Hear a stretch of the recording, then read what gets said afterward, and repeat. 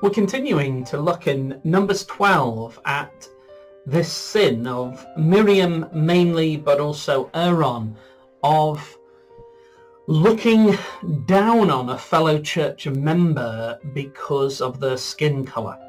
And we've seen how the Lord was angry about it and confronted them about it and gave this punishment to Miriam of changing her skin colour so it became leprous white. Now, when this happened to Miriam, she is horrified at what's become, because she's obviously become very bothered about skin colour and appearance, and this really strikes at this most sensitive area in her life. And Aaron speaks to Moses about it. Don't let her be looking like this as if she's dead, as if she's a dead person. And so Moses is this tender-hearted, very humble man, and even though there's been this really terrible attack against him and his marriage and his wife, he actually just immediately cries out for the Lord to heal her and take away this punishment in verse 13. But the Lord has this great wisdom for Moses to say, look, if a person has done something really shameful, you can't just forget about it. He'll forgive the sin, but you mustn't take account of this terribly shameful thing that's been done. And he gives the example, of if her father had spat in her face, would she not be shamed for 7 days? So if someone is publicly disgraced, it takes time to deal with public disgrace. It takes like 7 days.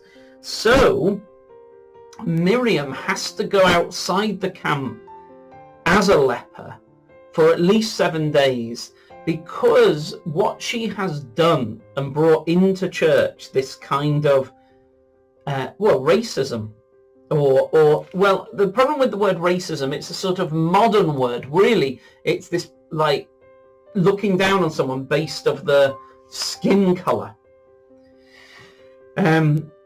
Because she's done this, and it's such a shameful thing, it needs to be properly noticed, and she needs to spend 7 days, partly so that people would see that is a very serious and shameful thing that she's done. And then it also gives her time to reflect on it, repent of it, think through what she's done and the consequences of it, and how to sort that out so she doesn't do it again.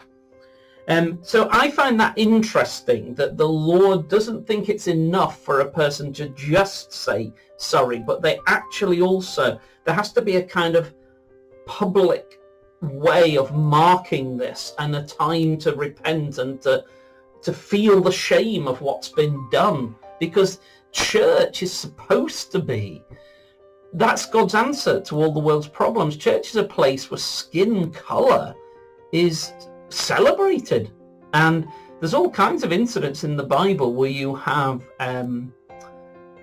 black African people who it's drawn attention to that their skin color is black.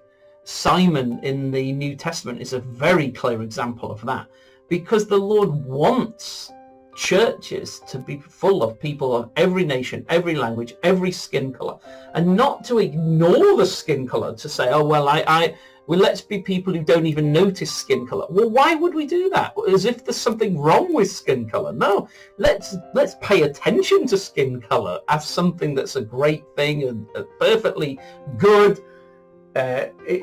It's not something that we say, oh, I kind of wish it wasn't there. No, it's like a great thing. It's part of the richness of humanity in the earth. And the Lord seems to want every kind of human being with every kind of language.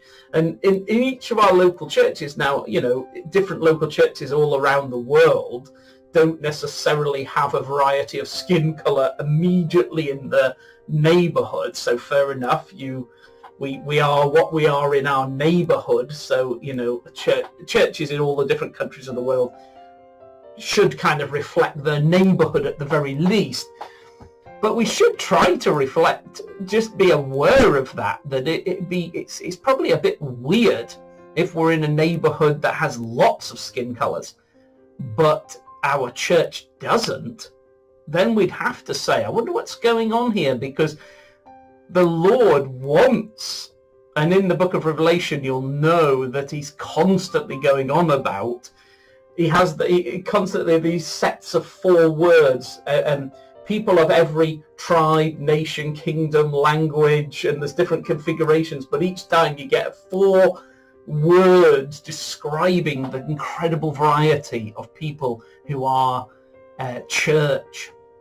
So that's Numbers 12 in this issue. We're going to, I think, meditate once more on Numbers 12 to look at verses 6 to 8, these words about Moses. But it's a great chapter to show us that the Lord thinks it's a problem if skin color is not celebrated in church.